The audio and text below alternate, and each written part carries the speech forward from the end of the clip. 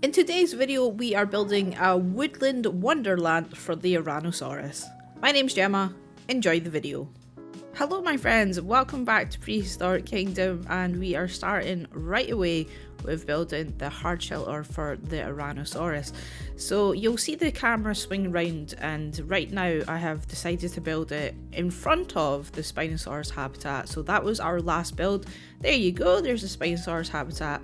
Don't worry, it does actually all get moved to the right hand side of the park. I was just wanting to just build something straight away, so if you are a little bit confused as to why it's no longer at the Spinosaurus, that's just because I just wanted to play about and get a shape down. So you can see here I'm just building the outside of the hard shelter, and I am just manipulating everything to make it look really good. You would have seen I'd done the interior as well, just to save some time. The interior has been done, you can see it there. And then yeah, it's just a box. There's nothing special about this. I did leave the bit in the middle because I was thinking about doing like a skylight kind of thing, just so that there was a little bit more light into the actual shelter itself. But I do go away and just change that out because I wanted to put more details on the top of the building, but you will see that a little bit later on. So here I am just putting in the thresholds of the door, and then I'm just trying to make it a little bit more interesting, just to kind of hide some of the joins as well, some ventilation as well for the Ouranosaurus, and then putting in some floor here. Not very interesting, to be honest. This building is very square, and I think at this stage I have moved it. So we are now on the left hand side of the park here. This is where it will sit, and I really wanted to get in the hard shelter to start off with, and then we will be moving on to the backstage area shortly. So here I am putting in some windows. I did think about cutting, because this is all done manually, I was thinking about cutting out like what I've just done there, and making it like a solid window, but yeah, I just decided to make fake windows here. And then I'm putting in the ventilation for the top here. I'd imagine that, yeah, they could probably control the temperature of this in case it gets too hot in the summer or whatever else. And now I'm just moving on to the backstage area. So this is just a really basic fence that I thought we would have for the holding section for the Ouranosaurus. So there is actually two of these at the back here. We've got one which is, they are actually quite similar in terms of size, but I just thought having two areas would be really helpful. So if they did want to escape the eyes of the guests, so to speak, then they do have this one which I'm building right now. Both of them are open, so the Ouranosaurus can go in, and I'm just making a double fence there, gate should I say, and then just finishing this off. Again, very, very basic, but this section would just be for the Ouranosaurus to come if they're not feeling well or they just want to escape. I've also put in the food in there, so it entices them to come away from the guests.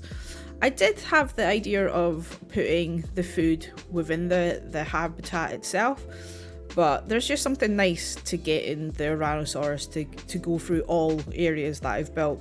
So now I am working on a bit of an extension to the back here. So I just thought the building looked a little bit boring, so I have extended it out, and that's where the keeper's hut is going to be. So there'll be a little kitchen in there, which I'm just taking off of what I have previous made.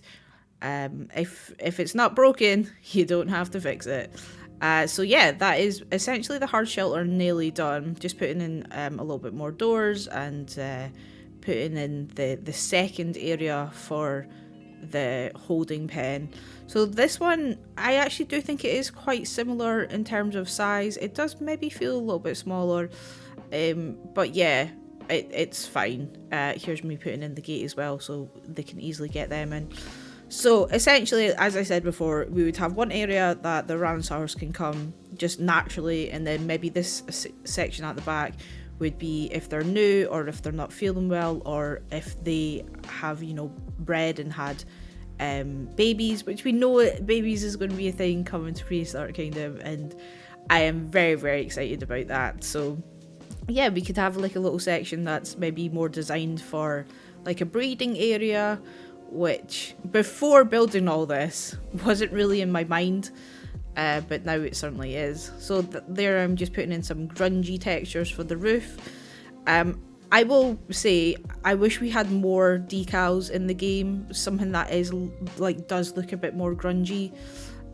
Hopefully that is something that they can bring in the future. And here I am just figuring out where the guests are going to look.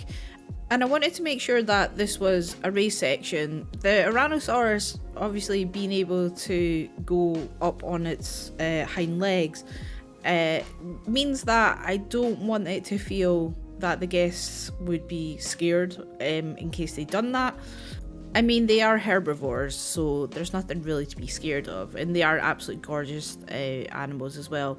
This one down there is my favourite skin. You can see there's a couple in the background there, and I have purposely tried to get different variations of the skin tones that we can get in Prehistoric Kingdom.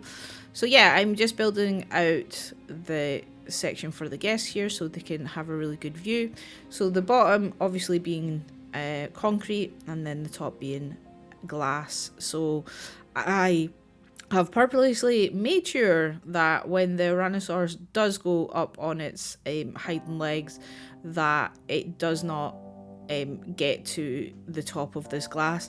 I do actually go back and change it, because right now you can see from the little mannequin person there that it is a little bit short, so we did go back in and change that. You won't see that in the speed build, but it's literally just stretching it all out.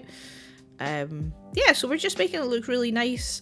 I did think about just going around this whole thing with concrete, and then I thought, no, we need to just roughen it up with a bit more textures here. So this is why I have switched it up and put in the rocks.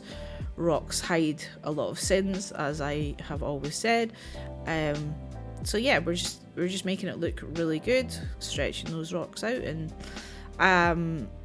yeah, it's a very long and tedious process, to be honest, putting rocks down. But once you have one section done and it looks really good, it's just so much easier just to copy that and maybe manipulate it ever so slightly so the whole thing doesn't look completely the same. But yeah, really enjoyed building this habitat here, and we're just going to continue with the fence all the way around here.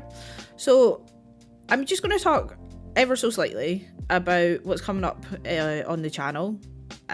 If you are watching this way in the future, which that does obviously happen, and it is not currently February of 2024, then this is not going to be relevant to you. But in case you are watching it relatively new, I just want to talk about what's coming up with Prehistoric Kingdom. So on the 14th of February, they are going to be 10 years into development of Prehistoric Kingdom, which is absolutely incredible. And it's something that definitely should be celebrated.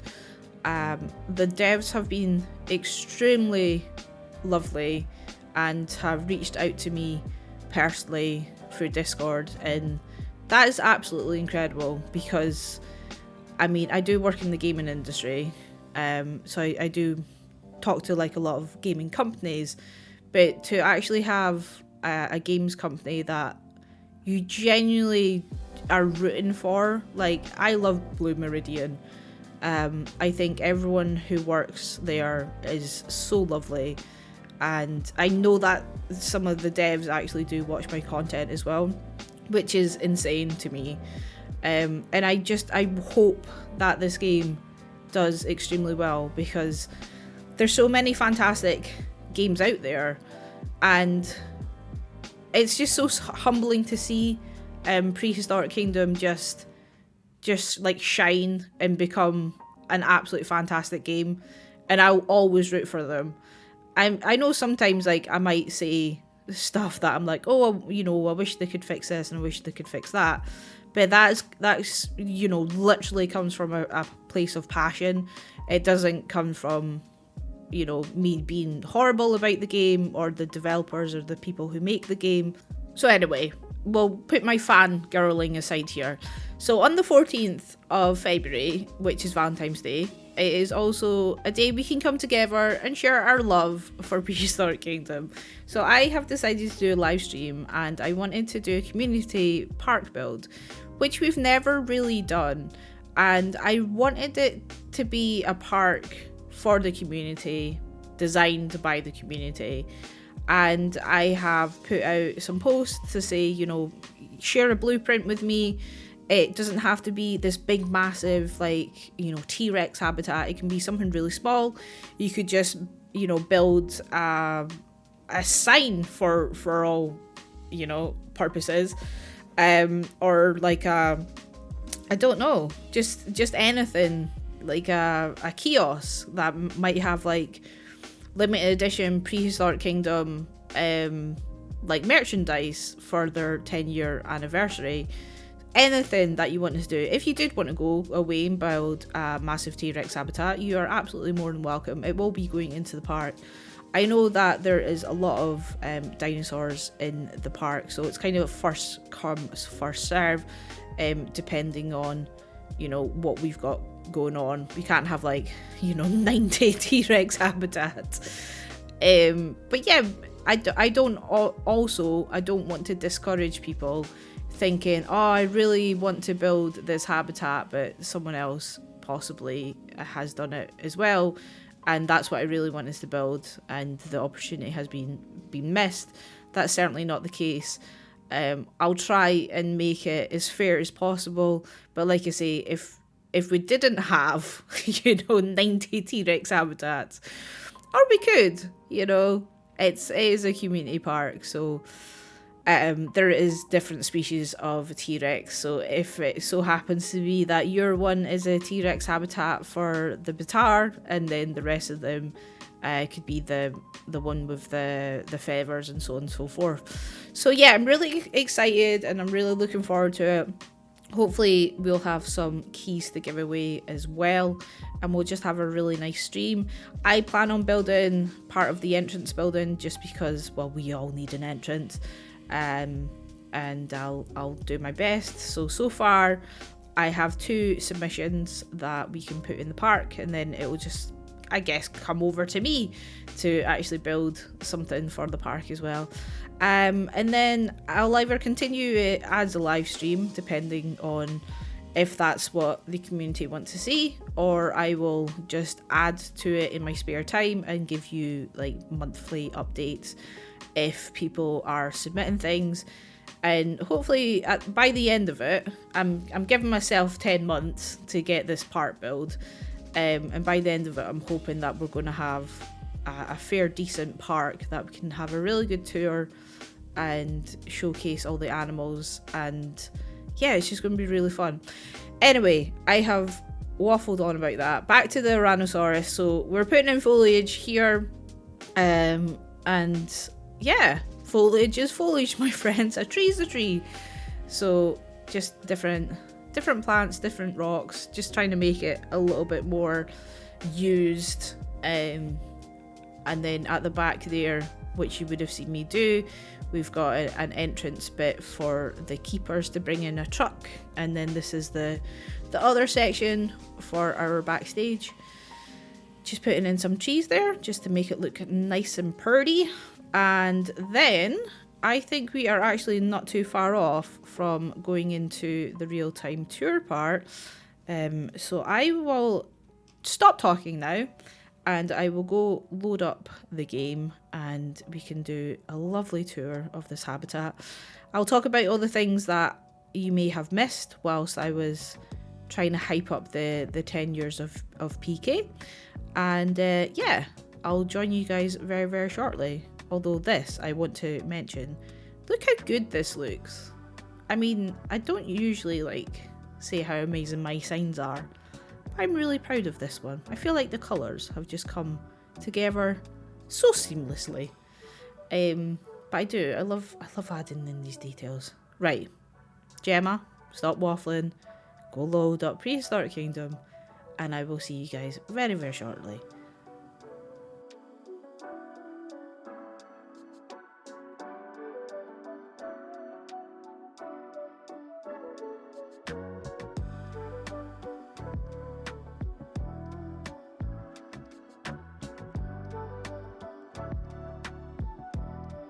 So here we are, my friends, at the Ouranosaurus habitat, and you can see we've got our sign here. I've also put in just a little area just to make it look a bit more interesting.